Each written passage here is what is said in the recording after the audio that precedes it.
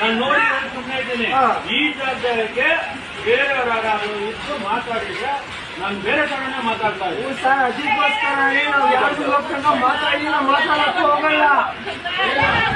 ಅದಕ್ಕೆ ಹೇಳ್ತಾ ಇರೋದು ಏನು ಇಲ್ಲ ಅಂತ. ಏನು ಸೌಂಡ್ ಕಮ್ಮಿ ಇದೆ ಅಂತ ಹೇಳ್ತೀನಿ ಬಿಡ್ರಿ, ನಾನು ಹೇಳ್ತೀನಿ ಬಿಡ್ರಿ ಅವ್ರಿಗೆ. ಯಾವಾಗ ಬರಲ್ಲ ಏನ್ ಆಗ್ತದೆ ಅಂತ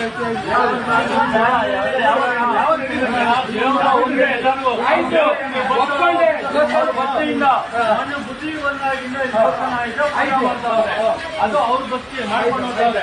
ಆಯ್ತು, ಒಬ್ರು ಬರ್ತಾರೋ ಇಬ್ರು ಬರ್ತಾರೋ